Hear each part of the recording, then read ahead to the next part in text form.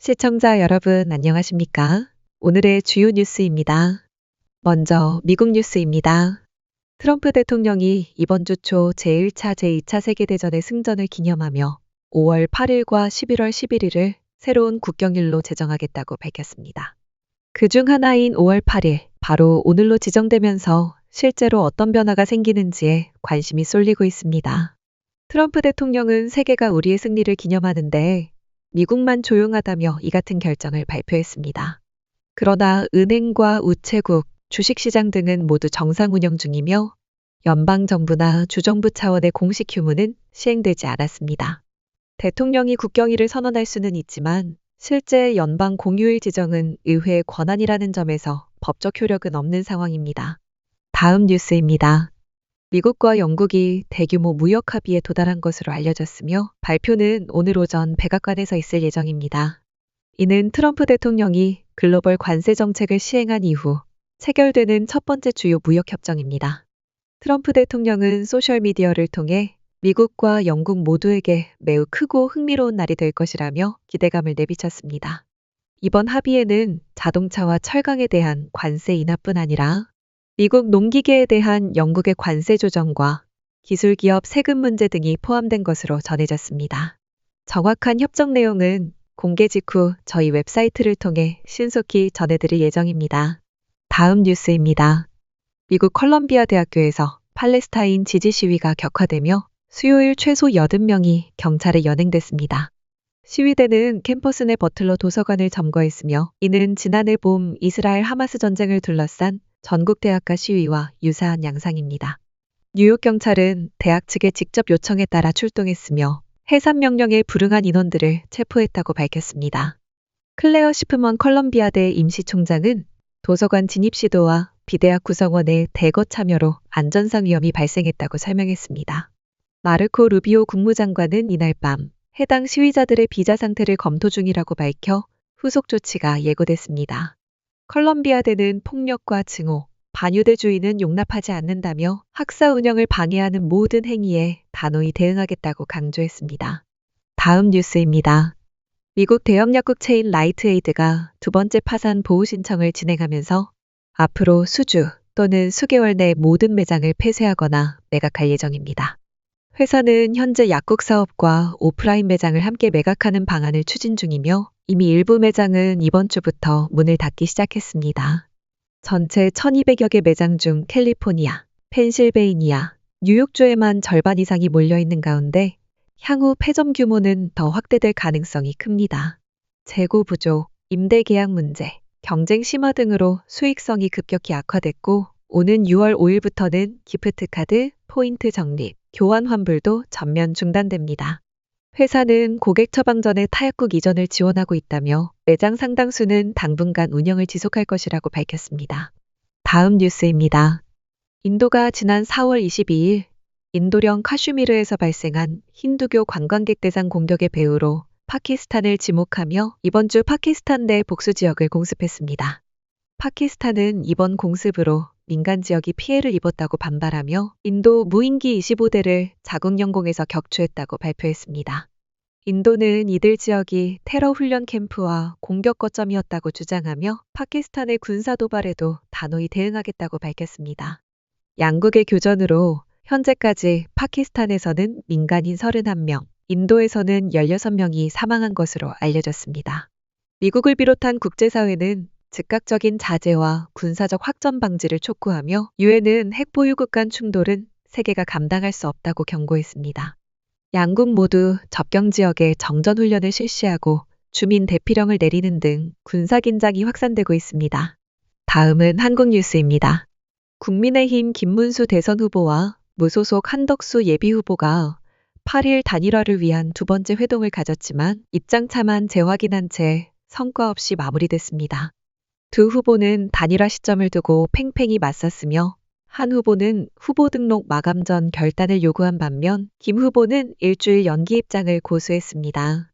한 후보는 단일화는 국민의 명령이라며 당에서 정하는 어떤 방식도 따르겠다고 밝혔고 김 후보는 경선을 거치지 않은 후보가 압박하는 건 부당하다고 반박했습니다.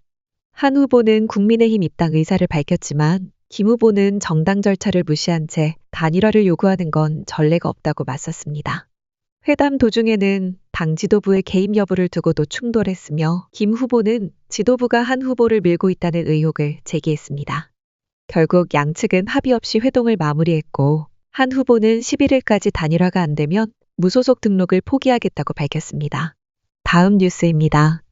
국민의힘 윤상현 의원이 8일 자당 소속 의원 20여 명이 탈당해 제3지대 정당을 구성한 뒤 무소속 한덕수 후보를 영입하고 김문수 후보와의 당대당 단일화를 추진하자고 제안했습니다. 윤 의원은 이날 의원총회에서 단일화 협상이 결렬되면 11일 전 단일화는 불가능하다며 제3지대 구성을 통한 우회 전략을 공개적으로 언급했습니다. 그는 제3지대의 한 후보와 이낙연 전 총리 등을 모아 기호 3번 후보를 세우고 투표용지 인쇄 전 김 후보와 단일화를 성사시키자는 구상도 덧붙였습니다. 대선을 앞두고 새로운 정당 창당이 현실적으로 어렵다는 점에서 기존 정당을 활용한 원내교섭단체 구성 시나리오도 함께 제시됐습니다. 윤 의원은 강제 단일화는 정당성을 훼손하고 당내 민주주의를 무너뜨릴 수 있다며 법적 분쟁으로 당 전체가 흔들릴 수 있다고 경고했습니다.